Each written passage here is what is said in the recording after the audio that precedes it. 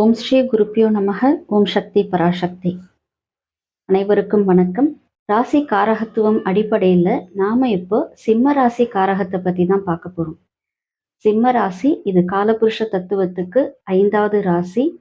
இதனுடைய அதிபதி சூரியன். உருவம் சிங்கம், அங்கம் வயிறு, பாலினம் ஆண், பஞ்சபூதம் நெருப்பு, எண் ஒற்றைப்படை ராசி, தன்மை நிலையானது ஸ்திரம், காலம் நிகழ்காலம், காலபுருஷ தத்துவத்தில் தர்மத்தை சேர்ந்த ராசி, திசை கிழக்கு, திக்கு தெற்கு, தமிழ் மாதம் ஆவணி மாதம், வடிவம் நெடியது, நிறம் சிகப்பு, குணம் குரூரம், நோய் காயம், பிணி பித்தம், மிருகம் நாற்கால் மிருகம், உதயம் தலை, செவியின் தன்மை பகல் குருடு, இருப்பிடம் உள்ளிடம், பலம் பகலில் பலம் வாய்ந்த ராசி, தாது மூலம், தேசம் பாண்டிய நாடு, நீர்த்தன்மை இல்லை, ஆங்கில பெயர் லியோ, ராசி நாழிகை 5.25 நாழிகை, ஸ்தானம் மலைகள் குகைகள், அதனால இத குகை ராசின்னு சொல்லுவோம். ஆட்சிக்கோள் சூரியன், உச்சக்கோள் எதுவும் இல்லை, மூல திரிகோணம் சூரியன், நட்புக்கோள் சந்திரன் செவ்வாய் புதன் குரு, சமக்கோள் எதுவும் இல்லை, பகைக்கோள் சுக்கிரன் சனீஸ்வரன் ராகு கேது, நீசக்கோள் எதுவும் இல்லை. நட்சத்திரங்கள் மக நட்சத்திரம் 4 பாதமும், பூர நட்சத்திரம் 4 பாதமும், உத்திர நட்சத்திரம் 1 பாதமும் இந்த சிம்ம ராசியில் சேரும். வேறு பெயர்கள் புவி, அலி, அரிமா, அரி, சிங்கம். மலையும் மலை சார்ந்த இடங்களும் சிம்ம ராசியின் காரகத்துவமாக வரும். பழைய கோட்டைகள், பெரிய வீடுகள், உயரமான இடங்கள், இது எல்லாமே சிம்ம ராசி. அதே மாதிரி தொகுப்பு வீடுகள், மலை சார்ந்த இடங்கள், இது எல்லாமே சிம்ம ராசியின் காரகத்துவமாக வரும். அதே போல நிரந்தரமான வருமானத்தை தரக்கூடிய கட்டிடங்கள்.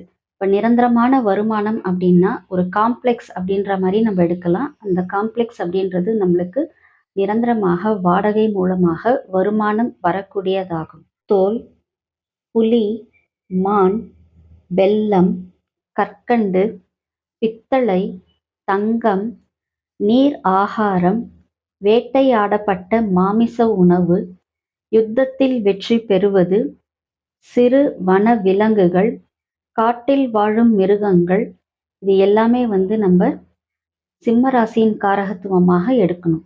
அரண்மனை, அரசு அலுவலகங்கள், மலை பிரதேசம், குகைகள், உயரமான பகுதிகள், ஒரு ஊரின் மேட்டுப் பகுதி, கற்பாறைகள் நிறைந்த இடங்கள், பாலைவனங்கள், காடு, கோட்டைகள், அரசு உத்தியோகம், அரசியல், பிரதம மந்திரி, முதலமைச்சர், நிர்வாகம், நிர்வாக பொறுப்பு சார்ந்த இடங்கள், இரும்பு மற்றும் இரும்பு சார்ந்த தொழில்கள், பொறியியல் துறை, அறுவை சிகிச்சை செய்யும் மருத்துவம், சர்ஜன்னு சொல்லுவோம். இதை அறுவை சிகிச்சை அப்படின்னா சர்ஜன், சமூக சேவை செய்தல், தர்ம ஸ்தாபனங்கள் நடத்துதல், இது எல்லாமே நம்ம சிம்ம ராசியின் காரகத்துவமாகத்தான் எடுப்போம். இவங்க வீட்டுக்கு அருகில் அரச மரமோ இல்லை வேப்ப மரமோ இருக்கும். இவங்க பிராண்டடான பொருட்களை மட்டுமே யூஸ் பண்ணுவாங்க. கை கடிகாரத்தின் மீது அதீத விருப்பம் உடையவர்களாகவும் இருப்பாங்க. சிங்கம் எப்படிப்பட்டது அப்படின்னு பார்த்தீங்கன்னா, தனக்கு பசி எடுத்தா மட்டும்தான் மிருகங்களை வேட்டையாடி சாப்பிடும். அந்த மாதிரி இவங்க என்ன செய்வாங்கன்னு பார்த்தீங்கன்னா, பசி எடுத்தா மட்டும்தான் சாப்பிடுவாங்க. எல்லா நேரமும் எதையாவது எடுத்து வாயில போட்டு மெல்றது அப்படின்றது இவங்களுக்கு பிடிக்காது. சிம்மம் அப்படின்றதுனால பார்த்தீங்கன்னா, இது சுயம்புவாக உருவாகக்கூடியவர்கள்னு நம்ம சொல்லலாம். அதனால சுயம்புவாக உருவான சிவன் கோவிலுக்கு சென்று வழிபாடுகளை செய்வார்கள். இவர்களுக்கு சிவபக்தி அதிகமாக இருக்கும். அதனால இந்த மாதிரி பழமையான ஸ்தலங்களை தேடி தேடி போய் வழிபாடு செய்யக்கூடியவர்களாக இருப்பார்கள். தனிமையை அதிகம் விரும்பக்கூடியவர்கள். சிங்கத்துக்கு கூட யாருமே சேர முடியாது. அந்த மாதிரி இவங்க வந்து தனிமையா தான் இருப்பாங்க. ஆனால் புகழ்ச்சிக்கு அதிகமாக மயங்கக்கூடியவர்கள். சிம்ம ராசிக்காரர்கள் இயல்பிலேயே தலைமை தாங்குற பண்பு இருக்கிறதுனால இவங்கள தேடி பதவிகள் வரும். அது போக இவங்க வந்து ரொம்ப கஷ்டப்பட்டுலாம் வேலை செய்ய மாட்டாங்க. ஆனால் பிறரை வேலை வாங்குவதில் ஆர்வம் உள்ளவர்கள். அதுல வந்து இவங்க கெட்டிக்காரர்களாகவும் இருப்பார்கள். இவங்க பேசுறதே வந்து பார்த்தீங்கன்னா, ஒரு 4 வீடு தள்ளி கூட கேட்கும். அந்த அளவுக்கு சத்தமாக பேசக்கூடியவர்கள். இவர்களுடைய குடும்பத்துல தீ விபத்தோ, மஞ்சள் காமாலை ஏற்பட்டவர்களோ, இல்லை அம்மை நோயினால் பாதிக்கப்பட்டவர்களோ இருப்பாங்க. இவங்க வந்து பார்த்தீங்கன்னா, அடுத்தவங்க நம்மள பத்தி என்ன பேசுறாங்க அப்படின்றத பத்தி கவலைப்படாதவர்கள். இவங்களுக்கு வந்துட்டு அருவியில குளிக்கிறது அப்படின்றது ரொம்பவே பிடித்தமான ஒரு விஷயமா இருக்கும். இவங்களுடைய வீட்டுக்கு பக்கத்துல மருத்துவமனையோ இல்ல மருத்துவர்களோ இருக்கக்கூடியவர்களாக இருப்பாங்க. அப்படி இல்லைனாலும் அரசு வேலை சார்ந்தவர்களோ இவங்களுடைய வீட்டுக்கு அருகில இருப்பாங்க. அதே மாதிரி சிம்ம ராசிக்காரர்களுடைய வீட்டுக்கு எதிரில் இருக்கக்கூடியவர்களுக்கு வீட்டில் ஒரு நிம்மதியின்மை இருக்கும். அந்த வீட்டில் எப்பயுமே வந்து ஒரு சண்டை சச்சரவுகள் இருக்கும். இவங்களுடைய வாழ்க்கையில திருமணத்திற்கு பிறகுதான் இவர்களுக்கு யோகம் பிறக்கும். இதுக்கு காரணம் என்னன்னு பார்த்தோம்னா, இவங்களுடைய 7வது ராசி வந்து கும்பராசி. அது வந்து லாபஸ்தான அதிபதி. இவங்களுக்கு பூர்வீக சொத்துக்கள் கிடைக்கும். காரணம் இது வந்து காலபுருஷ தத்துவத்துக்கு 5வது ராசி. இது வந்து பூர்வீக சொத்துக்கள் மற்றும் குழந்தை பாக்கியம் அதற்கான ராசி அப்படின்றதுனால இது அவங்களுக்கு பொருந்தும். அதே மாதிரி இவங்க வந்து பார்த்தீங்கன்னா ரொம்ப தைரியமானவர்களாக இருப்பாங்க. எதுலேயும் யாரையும் எதிர்பார்த்து அவங்க வந்து நம்மளுக்கு இந்த வேலை பண்ணி கொடுக்கட்டும் அப்படின்லாம் இருக்க மாட்டாங்க. இவர்களே செய்வாங்க. சிம்ம ராசியில பிறந்த பெண்களை திருமணம் செய்வதன் மூலமாக அவர்களுடைய கணவருக்கு அவங்களுக்கு சொத்துக்கள் கிடைக்கிறதுக்கான வாய்ப்புகள் உண்டு. அதே மாதிரி இவங்க வந்து பார்த்தீங்கன்னா குலதெய்வ வழிபாடு செய்கிறதுல இவர்களுக்கு தடைகள் அதிகமாக இருக்கும். வாழ்க்கையை அனுபவிக்கிற ஆசை இவர்களுக்கு அதிகமாக இருக்கும். அதே மாதிரி தன்னுடைய சொற்களை பிறர் கேட்க வேண்டும் அப்படின்ற எண்ணமும் இவர்களுக்கு அதிகமாக இருக்கும். இவங்களுடைய வீட்டில் வந்து பார்த்தீங்கன்னா புலித்தோலோ இல்லை யானை தந்தமோ இல்லை மான் கொம்போ ஏதாவது ஒன்று அவங்களோட வீட்டில் இருக்கும்.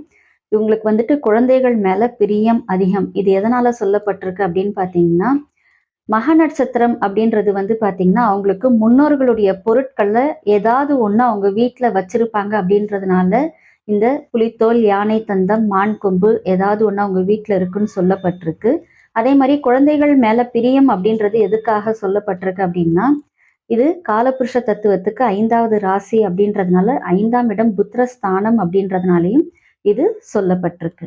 சிம்ம ராசிக்காரர்கள் இருக்கிற வீட்டுக்கு எதிர் வீட்லேயோ இல்லை பக்கத்து வீட்லேயோ வந்து பார்த்தீங்கன்னா அந்த வீட்டோட உரிமையாளர் அந்த வீட்டில் வாழ முடியாது. இவங்க ஒருத்தரை பிடிக்கலன்னு சொல்லி முடிவு பண்ணிட்டாங்கன்னா கடைசி வரையிலும் அவர்களோடு ஒட்டவே மாட்டாங்க. சுற்றுலாக்கள் போகிறதுல இவங்களுக்கு ஆர்வம் அதிகம் உண்டு. தூக்கத்தின் மீது அதிக ஆர்வம் உள்ளவர்கள். இவர்களுடைய வசிப்பிடம் அப்படின்றது வந்து பார்த்தீங்கன்னா விலங்குகள் வசிக்கின்ற இடங்கள் எல்லாமே வந்து இவங்களுடைய வசிப்பிடமாக நம்ம எடுக்கலாம். அதே மாதிரி குகை. ஏன் அப்படின்னா சிங்கம் வந்து குகையில தான் வாழும். அதனால இவர்களுக்கு அந்த குகை அப்படின்றது சொல்லப்பட்டிருக்கு. இதன் மூலமா இன்னொன்று என்ன சொல்லலாம் அப்படின்னு பார்த்தீங்கன்னா, குகை கோவில்கள் இவர்கள் போவதற்கு சிறந்த இடமாக இருக்கும். ரொம்ப பிடிவாதக்காரங்க, உறுதியானவர்கள், தாங்கள் எடுத்த முடிவில் பிடிவாதமா நின்று அதில் ஜெயிக்கக்கூடியவர்களாக இருப்பார்கள். இது எல்லா வகையிலும் பொருந்தும். பிறருக்காக போராடக்கூடியவர்கள். அதே மாதிரி இவங்க வந்து பிறர்கிட்ட தனக்காக ஒரு கடன் வாங்குறது அப்படின்றதெல்லாம் வச்சிக்க மாட்டாங்க. கம்பீரமான பேச்சை உடையவர்கள். இவங்களுடைய நடையே கொஞ்சம் கம்பீரமாகத்தான் இருக்கும். இவங்க வந்து பார்த்தீங்கன்னா விடாமுயற்சி அதிகம் உடையவர்களாகவும் இருக்கக்கூடியவர்கள். எந்த ஒரு செயலை எடுத்தாலுமே அந்த செயலை முடிக்கும் திறன் கொண்டவர்கள். அந்த செயலுக்கு வேற யாருடைய உதவிகளையும் எதிர்பாராமல் இருக்கக்கூடியவர்கள். இவர்கள் நீதி நேர்மைக்கு கட்டுப்பட்டு நடக்கக்கூடியவர்கள். இவங்க பிறர்கிட்ட வந்து அனுசரித்து நடக்கிறது அப்படின்றது வந்து கொஞ்சம் கஷ்டமான விஷயம்தான். ஆடிட்டர், பண்ணை உரிமையாளர்கள், கவர்னர், கலெக்டர், அமைச்சர்கள், அரசு துறையில் பெரிய பதவியில் இருக்கக்கூடியவர்கள், மக்களை பாதுகாக்கும் துறையில் இருக்கக்கூடியவர்கள், பெரும் கமிஷன் கான்ட்ராக்டர்கள், மருத்துவம், தங்கத்தை உருவாக்குகின்ற தொழிலை செய்யக்கூடியவர்கள், மக்கள் தொடர்புள்ள வேலையை செய்யக்கூடியவர்கள், மக்கள் தொடர்புள்ள வேலை எதுக்காக சொல்லப்பட்டிருக்கு அப்படின்னா, 2வது ராசி வந்து கன்னி ராசி. இதனுடைய அதிபதி புதன். அதனால அவர்களுக்கு அந்த மக்கள் தொடர்பு வேலை சுலபமாக வரும். இதெல்லாம் வந்து நம்ம சிம்ம ராசியின் காரகத்துவமாக எடுக்கணும். அது போக நெசவுத்துறை, தோல் பதப்படுத்துற துறை, யாத்திரை சார்ந்த தொழில்கள், ஜெராக்ஸ் கடை, எஸ்டேட், எந்த எஸ்டேட் வேணாலும் நீங்க எடுத்துக்கலாம். லேமினேஷன் செய்யக்கூடிய கடைகள், ஆயுதங்கள், எரிபொருட்கள், கட்டிடம் கட்ட தேவையான உபகரணங்கள், எலக்ட்ரானிக்ஸ், ஆட்களை அமர்த்தும் தொழில் நிறுவனங்கள், இதெல்லாமே நம்ம வந்து சிம்மராசியின் காரகத்துவமாக எடுக்கலாம்.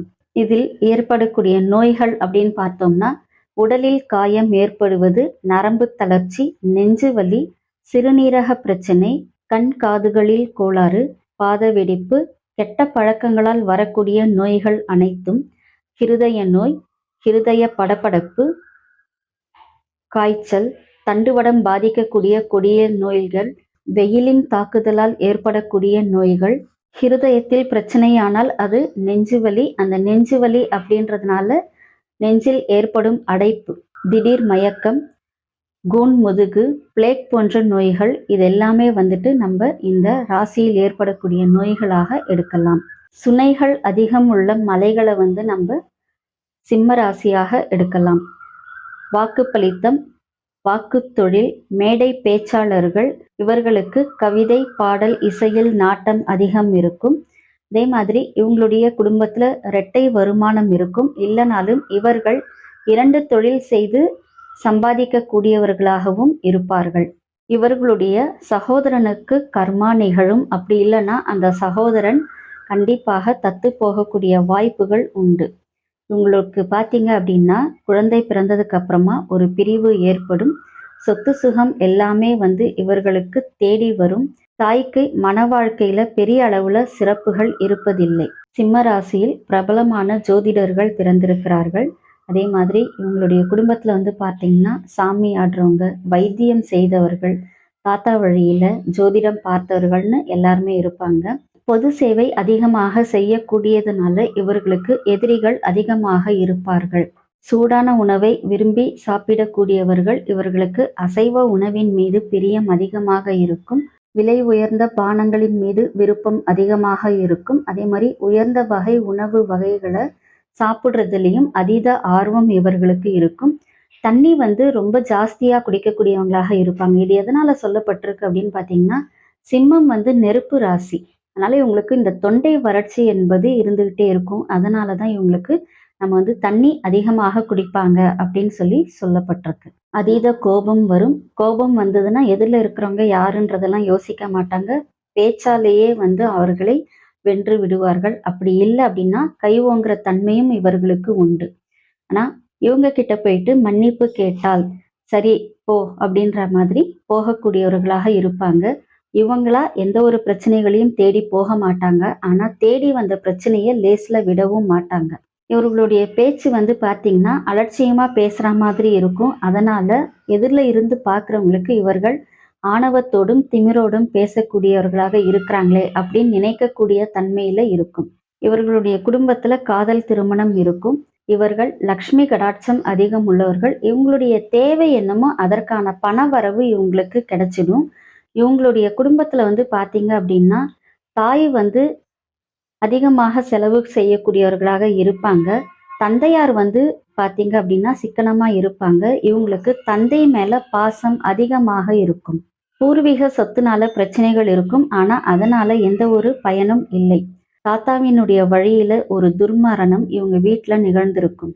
ஜீவ சமாதி ஆகணும் அப்படின்ற எண்ணம் இவர்களுக்கு இயல்பாகவே மனசுல இருக்கும். இவங்களுடைய இதுல வந்து பாத்தீங்கன்னா எல்லா திட்டங்களையும் சரியாக போட்டு அதை செயல்படுத்துவதில் வல்லவர்களாக இருக்கக்கூடியவர்கள். இரு தொழில் செய்யக்கூடியவர்கள், முக்கியமா வந்து பாத்தீங்கன்னா கமிஷன் வியாபாரம் செய்யக்கூடியவர்களாக இருப்பாங்க. இந்த ராசியில பிறந்தவர்கள் வந்து பாத்தீங்கன்னா கூடிய மட்டிலும் ஆசிரியர், பேராசிரியர், ஆடிட்டரா இருக்கக்கூடிய வாய்ப்புகள் அதிகம் உண்டு. ஏன்னா 2ஆம் அதிபதி புதன். அதனால இது சொல்லப்பட்டிருக்கு. இவர்களுக்கு புகழ் பெறணும் அப்படின்ற ஆசை அதிகமாக இருக்கும். இவர்களில் பலருக்கு வெளிநாட்டு வாய்ப்பு அப்படின்றது வந்து ரொம்ப ஒரு அதிர்ஷ்டகரமானதாக இருக்கும். இவர்களுக்கு அவங்களுடைய அப்பா வழி அம்மாவின் மீது பாசம் அதிகமாக இருக்கும். சிங்கமானது எப்படி எதை பத்தியுமே கவலைப்படாம இருக்கோ, அதே மாதிரி இவங்களும் எதை பற்றியும் கவலை கொள்ளாது இருப்பார்கள். அதே மாரி தன்னுடைய விஷயத்துல யாரும் தலையிடுறத அவங்க விரும்புறதும் கிடையாது. சிம்ம ராசிக்குன்னு ஒரு தன்மை இருக்குங்க. அந்த சிம்ம ராசியில எந்த ஒரு கிரகமும் உச்சம், நீச்சம் அடையிறதே இல்ல. இவர பார்த்தீங்க அப்படின்னாலும், எந்த ஒரு கிரகத்தையும் தன்னோட சேர்த்துக்கிறதும் கிடையாது. சிம்ம ராசிக்காரர்கள் எங்க இருந்தாலுமே இவர்கள் இருக்கின்ற துறையிலும் இவர்கள் முதன்மை பெற்றே விளங்குவார்கள். இவங்களுக்கு பார்த்தீங்கன்னா, நிர்வாக திறமை தன்னாலேயே ஏற்படும் அப்படின்றதுனால எல்லோரையும் வழிநடத்தி செல்லக்கூடியவர்களாகவும் இருப்பார்கள். இவங்க எப்படி உழைப்பாங்க அப்படின்னு பார்த்தீங்கன்னா, அடுத்தவங்க மேல் அதிகாரம் செலுத்தியே இவங்க உழைச்சி வாழ்ந்துட்டு போயிடுவாங்க. அதாவது பிறரை வேலை வாங்குவது. ஆனா யாராலையும் செய்ய முடியாத வேலையையும் சிறப்பாக செய்து முடிக்கக்கூடிய தன்மை பெற்றவர்கள். இவங்களுக்கு என்ன தேவையோ அதை இவங்களே டிசைட் பண்ணி அதை செலக்ட் பண்ணி வாங்கக்கூடியவர்களாகவும் இருப்பாங்க. கர்வமான நபர்கள் இவர்கள். இவங்களோட பேசுற பொழுது பார்த்தீங்கன்னா, ஒரு கமாண்டிங்கான ஸ்பீச் மாதிரி தான் இருக்கும். அதாவது அதிகார தோரணையோடு தான் இவர்களுடைய பேச்சும் இருக்கும். இதுல மகம், பூரம், உத்திரம் 1ஆம் பாதம் வரைக்கும் இருக்கு. இதுல மக நட்சத்திரத்துல ஒரு கிரகம் இருக்கு இவங்களுக்கு அப்படின்னா, அந்த உறவு முறை நபர்கள் எப்படி இருப்பாங்கன்னு பார்த்தீங்கன்னா, எதையுமே திட்டமிட்டு செய்யக்கூடியவர்களாக இருப்பார்கள். அதே மாதிரி இவங்களுக்கு தனியா இருந்து இருந்து பழகுனதுனால இவர்களுக்கு ஒரு மாதிரி மன ரீதியான பாதிப்புகள் இருக்கும். மக நட்சத்திரத்துல இருக்கக்கூடியவர்களுக்கு நம்ம சொல்றோம். அதனால இவங்க என்ன பண்ணுவாங்க அப்படின்னா, இவங்க கிட்ட வேற யாராவது போய் பேசினா கொஞ்சம் எரிஞ்சு விழற தன்மையோட இருப்பாங்க. இந்த ஒரு நட்சத்திரத்திற்கு பார்த்தீங்க அப்படின்னா, தாயினுடைய அன்பு எப்பயுமே கிடைக்கும். இந்த நட்சத்திரத்துல ஒரு பெண் பிறந்தால் நன்மை உண்டு. ருது ஆனாலும் நன்மையாகவே இருக்கும். இதுல பூரம் நட்சத்திரத்துல ஒரு கிரகம் இருந்து அந்த கிரகத்தினுடைய உறவு அப்படின்றது எப்படி இருக்கும்னு பார்த்தீங்கன்னா, அதாவது அந்த கிரகத்தின் காரக உறவானது எப்படி இருக்கும் அப்படின்னு பார்த்தீங்கன்னா, அவங்களுக்கு எப்பயுமே இந்த மாதவிடாய் கோளாறுனால வயிற்றுப்பலி பிரச்சனைகள் ஏற்பட்டு கொண்டே இருக்கும். இவங்களுக்கு கொஞ்சம் திருமண வாழ்க்கையில பெரிய அளவுல ஒரு சந்தோஷங்களோ இல்ல நிம்மதிகளோ இருக்காது. இவர்கள் சொத்தை இழந்தவர்களாகவும் இருக்கக்கூடியவர்களாக இருப்பாங்க. இவங்களுக்கு பார்த்தீங்கன்னா, மத்தவங்க இவங்கள தேடி ஹெல்ப் பண்ணிட்டு போவாங்க. அந்த ஹெல்ப் இருக்கு இல்லைங்களா? அத எந்த வகையில நம்ம யூஸ் பண்ணி நம்ம வாழலாம் அப்படின்றது தெரியாதவர்களாகவும் இருக்கக்கூடியவர்கள். இல்ல உத்திர நட்சத்திரம் அப்படின்றது பார்த்தீங்கன்னா, அந்த கிரகத்தில் சார்ந்த காரக உறவானது எப்படி இருக்கும்னா, நல்ல கொடையாளியாகவும், அன்னதானங்கள் செய்யக்கூடியவர்களாகவும், தான தர்மங்கள் செய்யக்கூடியவர்களாகவும் இருப்பாங்க. இதுல உத்திரம் 1ஆம் பாதத்துல பிறந்தவர்களுக்கு அநேகம் பேருக்கு இடது கை பழக்கம் இருக்கும். இவங்களுடைய சொத்துக்களை இவர்களால் அனுபவிக்க இயலாது. பொதுவாக சிம்ம ராசிக்காரர்கள் கிட்ட நம்ம ஒரு காசு வாங்கி தொழில் ஸ்டார்ட் பண்ணினா நிச்சயமாக அந்த தொழில் ஒரு நல்ல வளர்ச்சி நிலையை அடையும். இவங்களுக்கு பார்த்தீங்கன்னா, சகோதரர் பிறக்கும் பொழுது அந்த வீட்ல ஒரு கர்மாவானது நிகழும். சிம்ம ராசியில பிறந்தவர்கள் பார்த்தீங்கன்னா, தற்பெருமை அதிகம் பேசுபவர்களாகவும், கோபமாக பேசுபவர்களாகவும், மற்றவர்கள் மீது கோபம் அதிகமாக இருக்கக்கூடியவர்களாகவும், அதே மாதிரி கடுமையான அதிகாரம் மிக்கவர்களாகவும், யாருமே தன்னுடைய கட்டுப்பாட்டுக்கு கீழே இருக்கணும்னு நினைக்கக்கூடியவர்களாகவும், பசி பொறுக்காதவர்களாகவும் இருக்கக்கூடியவர்களாக இருப்பாங்க. இவர்களுக்கென்று ஒரு குறிக்கோள் இருக்கும். அந்த குறிக்கோளை அடைவதில் இவர்கள் பெருமுயற்சி செய்யக்கூடியவர்கள். பேராசை அதிகம் உடையவர்கள். கலை காவியம் மேல் நாட்டம் அதிகம் உடையவர்கள். உற்சாகமானவர்கள். தாராள குணம் படைத்தவர்கள். பெருந்தன்மை மிக்கவர்கள்.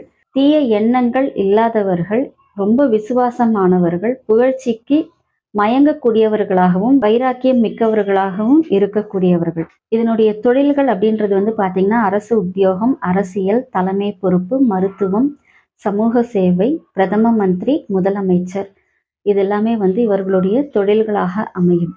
அதே மாதிரி 2ஆம் இடம் அப்படின்றது கன்னிராசி அப்படின்றதுனால அதனுடைய அதிபதி புதன் அப்படின்றதுனால புதன் சார்ந்த விஷயத்திலையும் இவர்களுடைய தொழில்களானது அமையும். சிம்ம ராசிக்காரர்களுக்கு நம்ம ஏற்கனவே சொன்ன மாதிரி திருமண வாழ்க்கை அப்படின்றது ஒரு சிறப்பான வாழ்க்கையாக இருக்காது.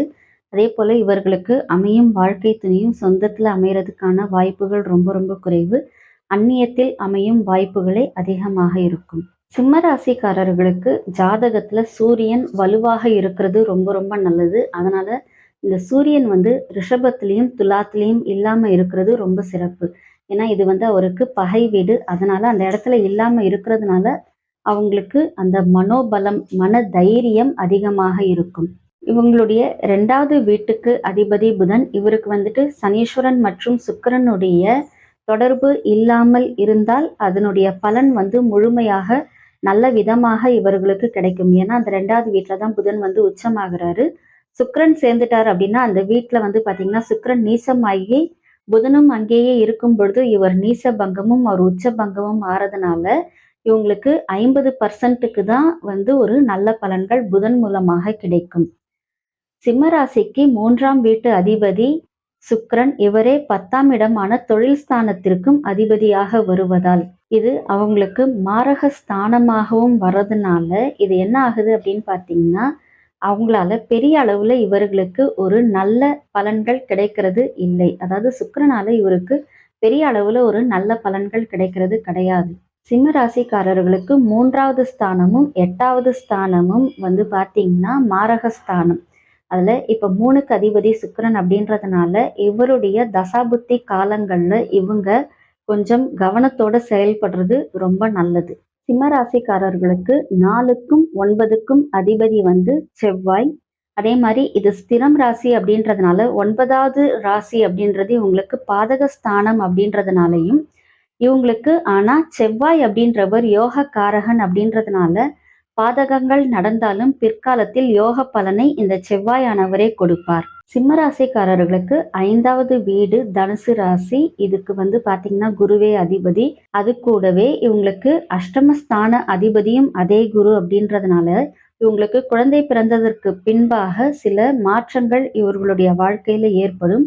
அது கூடவே இந்த குருவினுடைய தசா புத்தி காலத்துல இவங்களுக்கு வந்து பாத்தீங்க அப்படின்னா 60% ஒரு நல்ல பலன்கள் நடக்கிறதுக்கும் 40% வந்து கெடுபலன்கள் நடக்கிறதுக்கும் வாய்ப்புகள் அதிகமாக இருக்கும். சிம்ம ராசியில பிறந்தவங்களுக்கு வந்து பாத்தீங்கன்னா 6க்கும் 7க்கும் அதிபதி சனீஸ்வரனே தான்.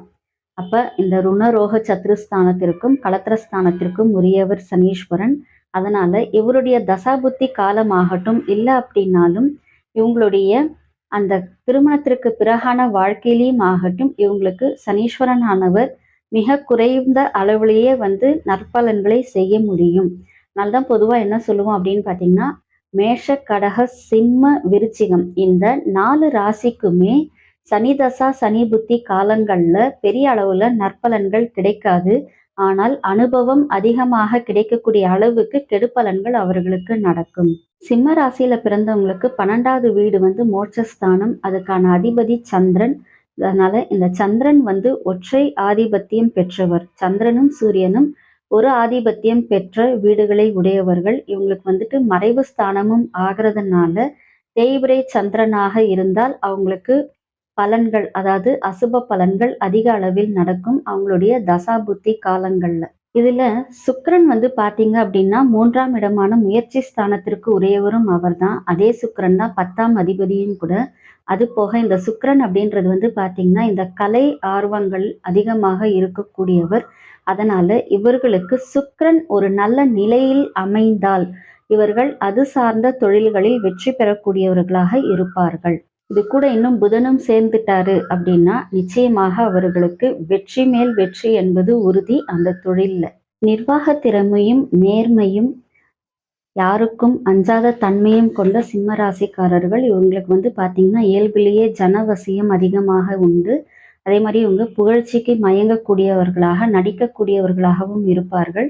அதனால இவர்களுக்கு பொதுவாக சூரியன் இந்த ராசியோட தொடர்புல இருக்கின்ற பொழுது அவங்களுக்கு எல்லா விதமான நற்பலன்களும் நடக்கக்கூடிய வாய்ப்புகள் அதிகம்.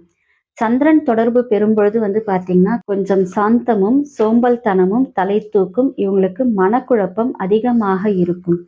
செவ்வாய் தொடர்பு பெறும்பொழுது முன்கோபமும் அதிகார குணமும் அதிகமாக மாறும். அதே மாதிரி கொஞ்சம் கை நீட்டி அடிக்கிறதுக்கான விஷயங்கள்ல எல்லாம் இறங்குவாங்க. அதனாலதான் இந்த செவ்வாய் சூரியன் காம்பினேஷன் வந்து பாத்தீங்க அப்படின்னா ரொம்ப ஸ்ட்ராங்கா இருக்கக்கூடியவர்கள் தான் அந்த முரட்டு குணத்தோடு இருப்பாங்க. அவங்க தான் வந்து அதிகமாக இந்த கைகலப்புல ஈடுபடக்கூடியவர்களாகவும் இருப்பார்கள். புதன் தொடர்பு பெறும் பொழுது அறிவாற்றலும் வாக்கு சாதுரியமும் எதையுமே லாப நோக்கத்தோட பார்க்கக்கூடியவர்களாகவும் இருப்பார்கள்.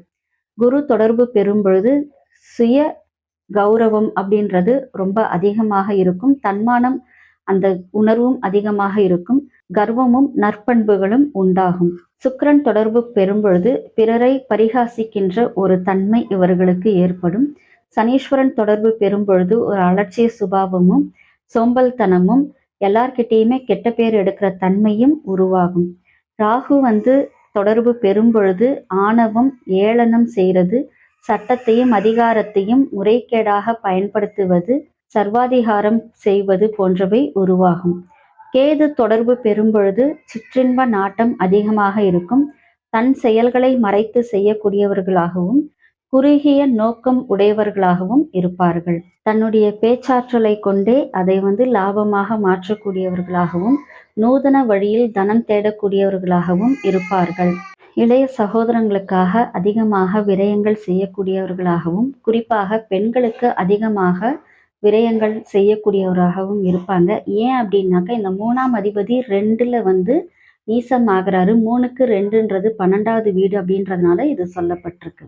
முன்பின் தெரியாத நபர்கள் மூலமாக இவர்களுக்கு சொத்துக்கள் சேரும். இது எதனால சொல்லப்பட்டிருக்கு அப்படின்னா 4வது இடமான இந்த விருச்சிகத்துல ராகு உச்சம் ஆகிறதுனால இவர்கள் பினாமிகளாக மாறி அதன் மூலமாக சொத்துக்களை சேர்க்கக்கூடியவர்களாக இருப்பார்கள்.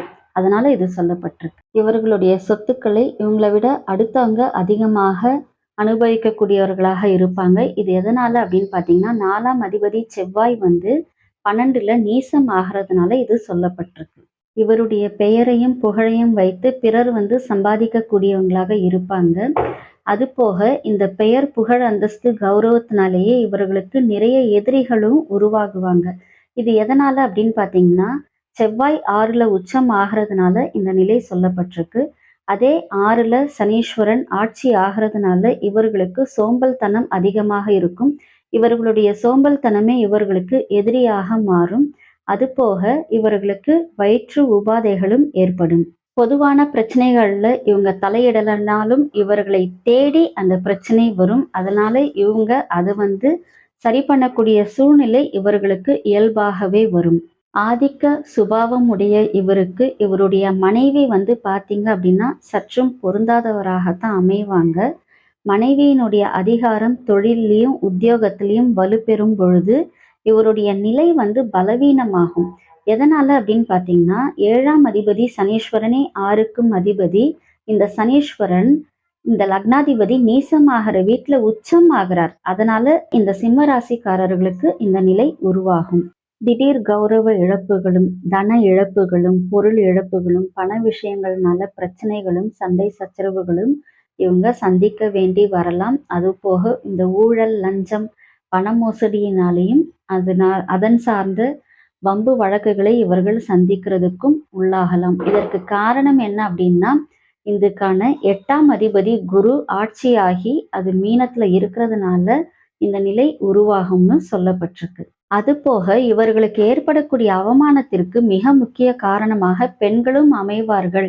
எதனால அப்படின்னா இந்த 3ஆம் அதிபதி இருக்காரு இல்லைங்களா சுக்கிரன், அவர் 8ல் போய் உச்சம் ஆகிறதுனால இந்த நிலை ஏற்படும். 9ஆம் இடம் தந்தை ஸ்தானத்திற்குரிய இடம். அங்க செவ்வாய் ஆட்சி. ஆனா அதே வீட்டில்தான் சூரியன் உச்சமாகிறார். அதனால இந்த சிம்ம ராசி ஜாதகர்களுக்கு அவங்க தந்தை மேல பாசம் அதிகமாக இருக்கும். அதுபோக அந்த தந்தை வழியினால் இவர்களுக்கு நல்ல வாழ்க்கை கிடைக்கும். பக்தி சிரத்தையோட இவங்க இருந்தாங்க அப்படின்னா எவ்வளவுக்கு எவ்வளவு ஆன்மீகத்துல அதிக அளவுல ஈடுபாட்டோட இருக்கிறாங்களோ அவ்வளவுக்கு அவ்வளவு அவர்களுக்கு வாழ்க்கையில ஒரு முன்னேற்றம் கிடைக்கும். இதுக்கு காரணம் 9ஆம் இடம் அப்படின்றது தெய்வ அருள் ஸ்தானம் அப்படின்றதுனாலையும் இது சொல்லப்பட்டிருக்கு. இது கூடவே இவங்களுடைய தந்தை இருக்கிற வரைக்கும் அவருடைய மனைவிக்கு அந்த ஜாதகர் கட்டுப்பட்டு நடக்கக்கூடியவராக இருப்பார். ஆனால் இவருக்கு திருமணம் ஆகிறதுக்கு அவங்க தந்தையே கொஞ்சம் காலதாமதத்தை ஏற்படுத்தக்கூடியவராகவும் இருப்பார்.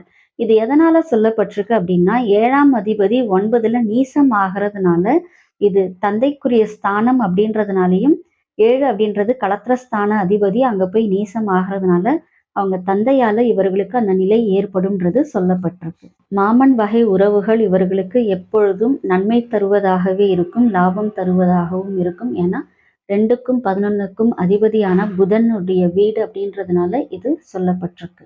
குழந்தைகளை முன்னிறுத்தியும், புண்ணிய காரியங்களாலேயும், கௌரவத்திற்காகவும், மருத்துவத்திற்காகவும் இவர்களுக்கு செலவுகள் அதிகமாகும். இது எதனால அப்படின்னு பார்த்தீங்கன்னா, 12 சந்திரனுடைய ஆட்சி வீடு, 5க்கும் 8க்கும் உரிய குரு இங்க உச்சம் ஆகிறதுனால இது சொல்லப்பட்டிருக்கு.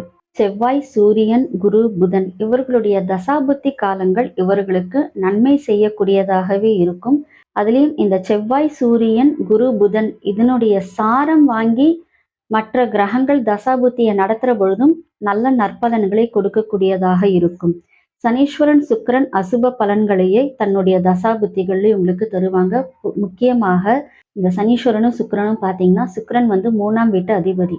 பொதுவாக சிம்மத்திற்கு சனீஸ்வரன் நன்மைகள் எதையுமே செய்ய மாட்டாரு. 3க்குரியவரும் பார்த்தீங்க அப்படின்னா மாரகஸ்தானத்திற்கு உரியவர். அதனால இந்த சனி சுக்கிரனுடைய தசாபுத்தி காலங்கள்ல இவங்க அதீத கவனத்தோடு இருக்கிறது ரொம்ப நல்லது. பயணங்கள்ல கவனத்தோடையும், பண விஷயங்கள்ல கவனத்தோடையும், எந்த ஒரு முயற்சி எடுக்கிறதுக்கு முன்னாடி அதை நன்கு தீர ஆராய்ந்து செயல்படுறதுனாலையும் அந்த தசாபுத்தியை இவங்க கொஞ்சம் ஈஸியா கடந்து வர முடியும்.